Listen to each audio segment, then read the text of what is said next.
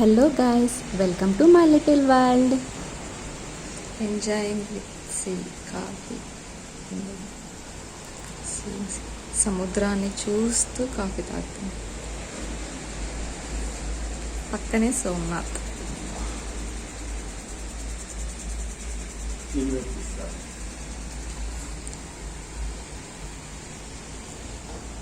Yes, ఇది సోమనాథ్ జ్యోతిర్లింగం.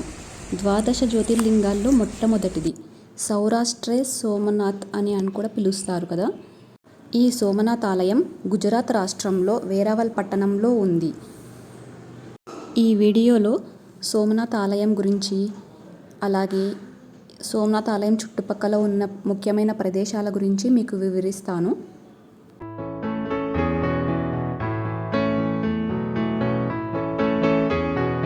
ఇక్కడ కనిపిస్తున్నది సోమనాథ్ టెంపుల్ అఫీషియల్ వెబ్సైట్. మేము ఇందులోనే రూమ్ బుక్ చేసుకున్నాము. మేము తీసుకున్న హోటల్ పేరు సాగర్ గెస్ట్ హౌస్ అని, టెంపుల్ ట్రస్ట్ వాళ్ళదే. గుడి పక్కనే ఉంటుంది ఈ హోటల్. అలాగే పక్కనే సముద్రం కూడా ఉంటుందన్నమాట. చూడ్డానికి చాలా అందంగా, చాలా వ్యూ కూడా చాలా బాగా ఉంటుంది.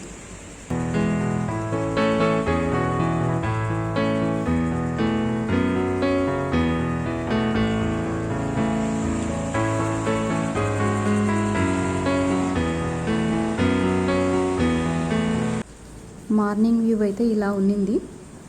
పక్కనే గుడి, ఇటుపక్క సముద్రం. చూడ్డానికైతే చాలా బాగా అనిపించింది. అలాగే ఇక్కడ కనిపిస్తున్నది అరేబియా సముద్రం. ఈ హోటల్లోనే మనకు ఫుడ్ కూడా అవైలబుల్గా ఉంటుంది. బ్రేక్ఫాస్ట్, లంచ్, డిన్నర్ దొరుకుతాయి మనకు కావాలంటే.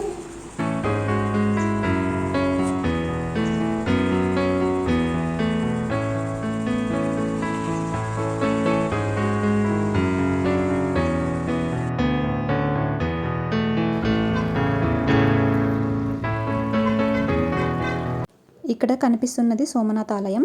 లోపలికి మొబైల్స్, బ్యాగ్స్ అలాంటివన్నీ అలౌ చేయరు. పక్కనే లాకర్స్ ఉంటాయి, అందులో మనం పెట్టేసి లోపలికి వెళ్ళాలి.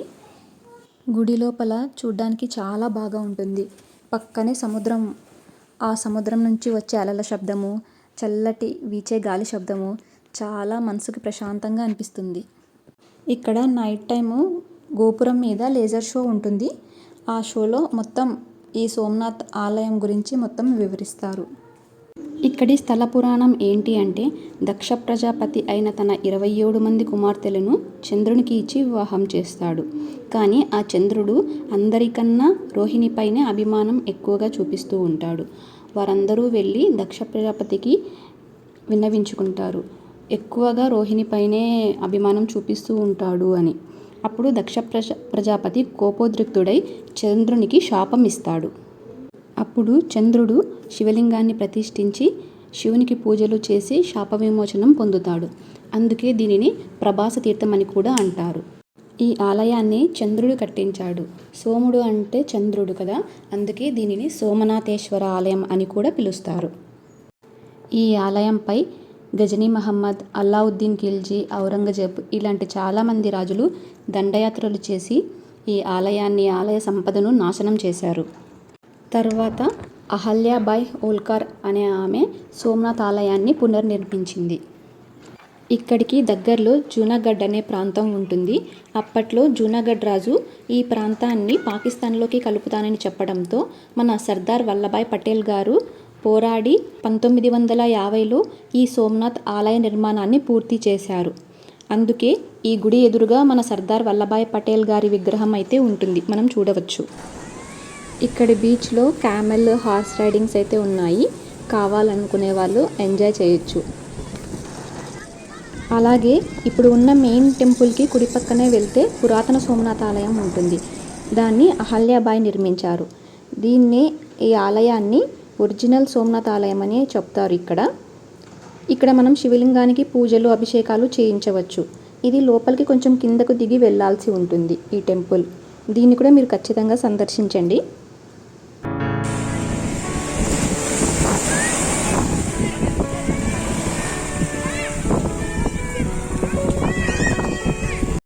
సరే, ఇప్పుడు ఇంకా మనం ఇక్కడ చూడవలసిన ప్రదేశాలు ఏంటో వెళ్ళి చూసొద్దాం రండి. ఇక్కడ కనిపిస్తూ ఉన్నది ప్రాచీ టెంపుల్. ఇక్కడ సరస్వతి నది ప్రవహిస్తూ ఉంటుంది. మనకు కాశీ తీర్థం ఎలాగనో ఇక్కడి వారు ప్రాచీ తీర్థం అని పిలుస్తారు. ఇందులో స్నానాలు చేస్తే మోక్షం లభిస్తుందని వాళ్ళు చెప్తుంటారు. పంచపాండవులు ఇక్కడ 5 శివలింగాలను ప్రతిష్ఠించి పూజలు నిర్వహించారని ఇక్కడ చెబుతూ ఉంటారు. శ్రీకృష్ణ భగవానుడు యాదవ కులంకు మోక్షప్రాప్తి ఇక్కడే ఉంటుంది అని చెప్పాడు. అలాగే శ్రీకృష్ణుడు ఉద్ధవ్జీకి భగవద్గీతను ఇక్కడే బోధించారని కూడా చెప్తూ ఉంటారు.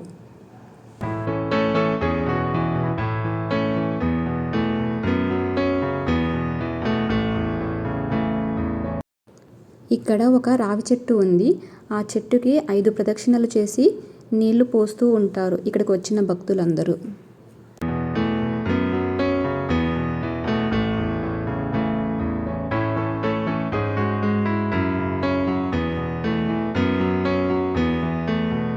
ఇక్కడ కనిపిస్తూ ఉన్నది సూర్య దేవాలయం.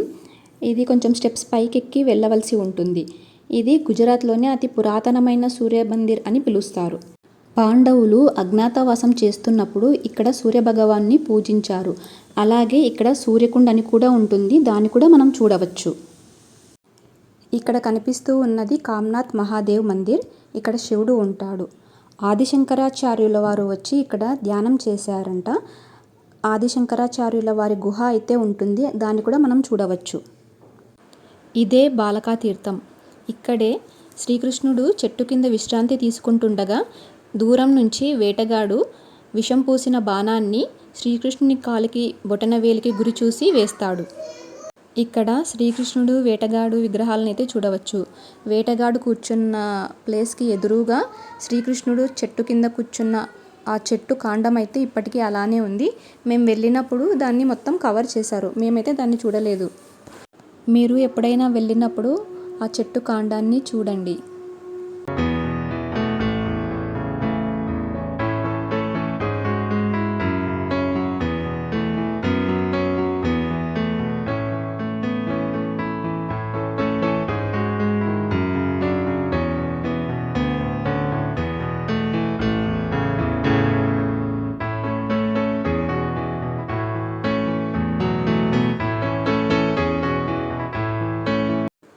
ఇక్కడ కనిపిస్తూ ఉన్నది గోలోక్ధామ్. బాల్కా తీర్థంలో శ్రీకృష్ణుని కాలి బొటనవేలికి బాణం తగిలింది కదా, అక్కడి నుంచి కొంత దూరం ప్రయాణించుకుంటూ వచ్చి ఇక్కడికి వచ్చారన్నమాట. ఇక్కడే తన ప్రాణాలను విడిచారు. ఇక్కడ గీతా మందిర్, లక్ష్మీనారాయణ మందిర్, శివాలయం కూడా ఉంటాయి. వాటన్నింటినీ చూడవచ్చు.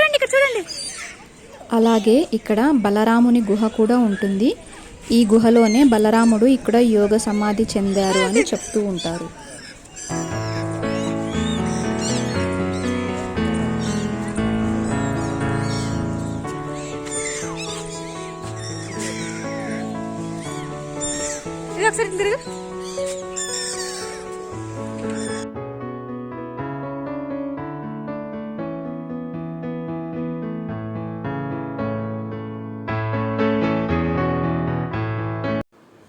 ఇక్కడ కనిపిస్తూ ఉన్నది త్రివేణి సంగమం. హీరేన్ నది, కపిలా నది, సరస్వతి నది, ఈ 3 నదులు వచ్చి ఇక్కడ కలుస్తాయి. అందుకే దీన్ని త్రివేణి సంగమం అని పిలుస్తారు.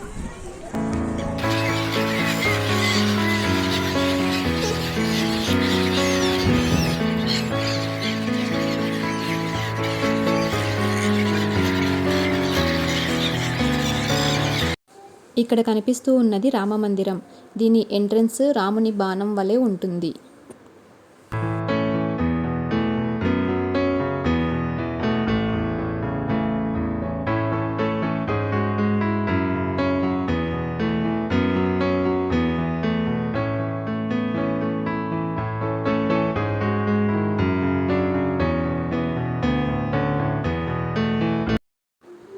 నైట్ టైం వ్యూ అయితే ఇలా కనిపిస్తూ ఉంది లైటింగ్స్కి. ఇంకా గుడి లోపల అయితే చూడ్డానికి చాలా బాగా అనిపిస్తుంది.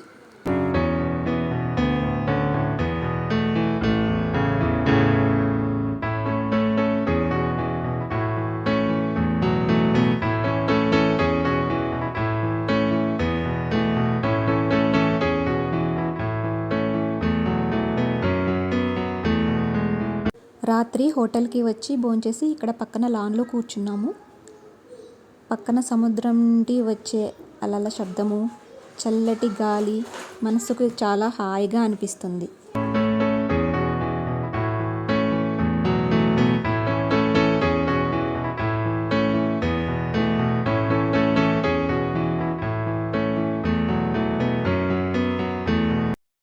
నైట్ టైం హోటల్ వ్యూ అయితే ఇలా కనిపిస్తుంది. అలాగే ఆకాశంలో చందమామ, చంద్రుని వెన్నెల్లో సోమనాథ్ జ్యోతిర్లింగం చూడ్డానికి చాలా ముచ్చటగా అనిపిస్తుంది. నా ఈ సోమనాథ్ వీడియో మీకు నచ్చినట్టయితే please like, share, subscribe to my channel my little world. Thank you guys.